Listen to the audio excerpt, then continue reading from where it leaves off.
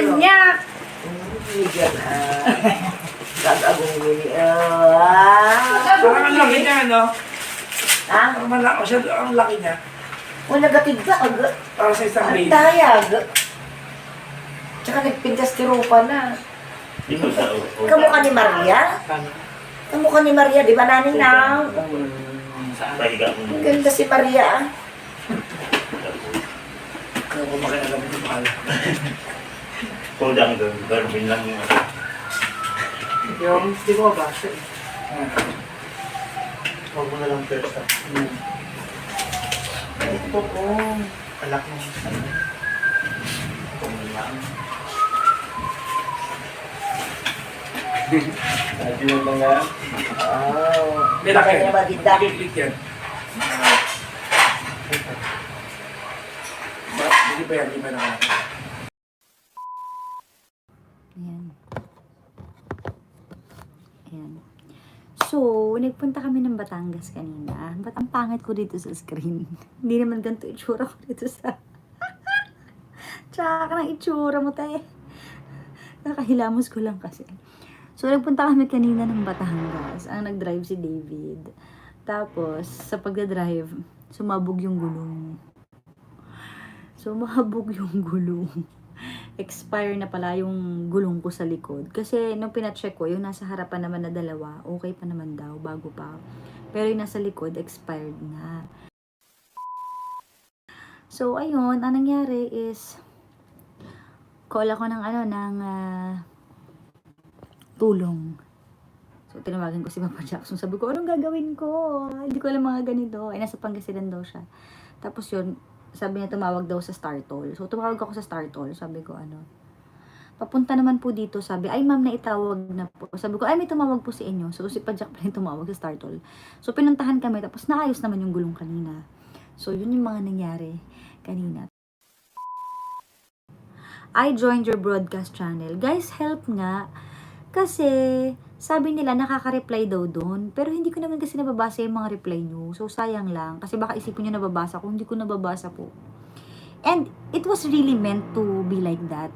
Yung mag-express lang ako ng sarili ko, magbigay lang ng mga motivational words of wisdom, quotes sa inyo. Ganun. Pero may nagsabi kasi na nakaka-reply. Pero hindi ko naman kasi nababasa. So, ayun.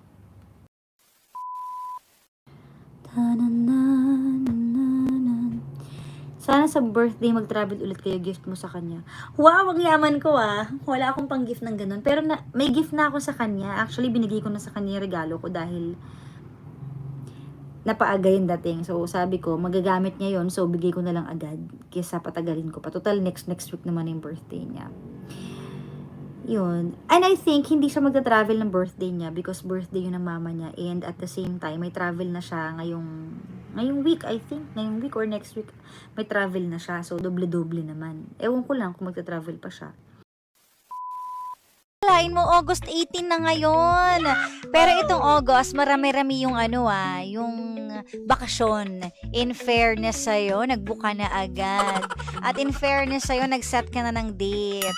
Okay lang naman din yan. Siyempre, minsan lang naman mangyari yan sa isang buwan na marami talagang holidays. Kaya for sure, marami na naman na masaya dyan. Diba? Diba, pag nakasanayan nating laging early bird, talagang ang sarap sa feeling, magagawa natin everyday. Pero pag nakasanayan natin na always late, feeling natin, normal na lang pala yun. Diba, ilang beses ko na itong sinabi, na talaga natutunan ko yan nung ang tagal kong nagstay sa Japan, 'di ba? Nakasanayan mo kasing nandun ka, so nakasanayan mo din yung mga ugali nila at mga kultura nila and yung mga galawan nila. So maa-adapt mo daw talaga 'yon. So alam nyo na, that's the power of influence. Yan. Ganon din sa mga friends natin. 'Di ba? Surround yourself with good people and then you will see mas magiging magaan at good things will happen dahil pare-pareho kayong good. Pero if you surround yourself with bad people, hindi nyo namamalayan later on, ba't ako nagiging ganun? Ba't ako nagiging ganyan? O, diba? Wala na talaga. Nagkahawa-hawa na kayo. So, anyways, yan lang naman ang ating lesson for today, class. Galing kay Teacher Cara. Teka lang. Ano yun? Hindi kasi naniniwala ako na ang babaeng matalino, hindi magki-candy bago umere. Kaya nga dinurog ko na eh. Kaso, hindi sapat yung oras ng pag... Alam mo kaya pagod na pagod sa'yo si Doc Ninya Ridillo. Bakit? Kasi nunguya mo yung candy, yellow. Akala ko How are naka-leave. you? Akala ko kasi naka-file ka ng leave. Hindi ko alam na may sakit ka. No, may sakit ako. Akala ko parang tinopa ka lang na mag-absent. Sabi ko, hay nako, ano yun? Bati na kasi kayo, kaya hindi ka na nangungumusta. Hindi. Akala ko talaga promise. Akala ko talaga nag-file ka ng leave. Sera, hoy, kilala kita ganda Papahinga Kara. Kapag hindi kayo magkaaway, wala kang kilala. Nagpunta ako ng Batangas kasi hinatid ko yung lolo ko. Mhm. Tapos sinundo ko naman yung lolo ko pabalik dito. Tapos ayun na nga, naputukan ako ng gulong, di ba? Habang nasa biyahe ako. Oh. Sino Grabe nag-rescue sa'yo? Ano, tinawag ni Papa Jackson sa Startol na papunta. See? Very efficient. Iba talaga kapag may ganun ka, no? May contact. Very prominent. Yung magpapahinga ka na. Di ba nga, inaano kita dun sa may-ari ng junk shop? Ayan na naman. Anim yung junk shop. Yun nga lang, hindi, ginaganahan lang siya pag inuubo. Bakit? Okay lang yun, wala naman akong gana eh. Sisyempohan mo lang siya. Gaganon lang Pag kapag inuubo siya. inuubo. Grabe naman yun. Madaling araw lang nangyayari, so sisyempohan mo siya. Tigilan mo nga ako. Ano? Sa live ka talaga maganda. Nangyari. Sa personal, chararat. Makachararat. Yung sabi ko nga sa mga interns natin, di ba?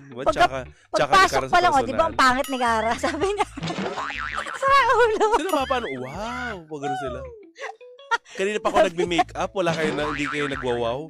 Tapos pagpasok nila, wow kayo. Tapos magpipicturan sila, yung mga interns. Kaya nabibisit ako sa mga interns natin eh. Bakit? Magpipicturan, daming selfie kay Tita Cora. Tapos segue lang sila, pupunta kay Gandang Kara, magsiselfie. Makikita mo sa labas, dinidelete yung picture ko. Ay, grabe. Diba? Mga taga-PUP. Charot lang pala eh, no? Sa physical na kaanyuan, anong nasa isip mo?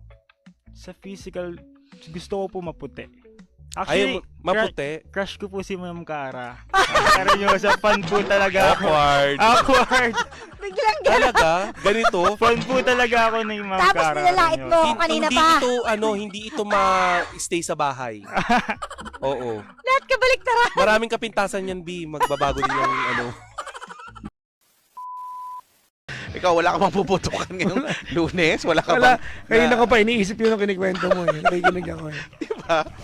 Nakakalagit na ako, tinigil ko talaga, binaba ko talaga yung mic para kunyari hindi ako yung kumakanta eh. Ang tanong, alam kaya nila ikaw yun? Hindi ko alam. Kasi Ha? kaya nga eh. Kilala ka nga eh. Galaw ng galaw. Wala naman kinahihinat lang yung ginagawa. Tama! Tama, totoo. Galaw lang ng galaw. Akala mo laging pagod. Wala namang ginagawa. Ay, nako, hindi nga makapag-ayos masyado. Putukan mo! Nakaka-pressure. Tutok mo! Ayaw! Nahihirap ako eh ha? Sabi ni Doc Clarence, sabi niya, ba't ka ba sa bansang Pilipinas? Sabi niya, anong pakialam mo? Hindi, lumabas ka muna ng bansa. Di ba gagawin mo? Ano na? Ano ba to? Off yung Pilipinas! Baligtad kasi! Sa weekend. China. Here Ito na ang weekend. Oo. Bilawang chopstick, kaliwa lang. China, ano kayang magandang meron doon na? Maligayang bati po sa lahat po ng mga taong nakakaranas ng last song syndrome. Nakakaranas ba kayo ng ganon? Si Kuya Chico nakakaranas niyan eh. Pero iba yung last niya eh. L-U-S-T. Last. Ibang klase. Huwag niyo ko sumbong, baka nakikinig yun. Oo nga! Oo. Sarap naman no? 20 mil isang buwan. Di ba? Ang hirap kita. Alam niyo ba ako, hirap na hirap akong kitain ng pera. Akala niyo lang mayaman ako. Ang hirap kitain ng pera, pero maging honest ako sa inyo ha. Ang hirap kitain ng pera at masipag akong tao. And this applies to everyone, including me. Pero kung bibigyan niya ako ng 20 mil isang buwan, palagi yung mag-work ako, hindi, pipiliin ko yung libre. Pwede pala eh. Di ba? Ba't ako nag-work? Kasi nga, alam ko na kailangan, I have to earn my keep. Ibig sabihin, kailangan kong paghirapan yung gagastusin ko, then I will know the value.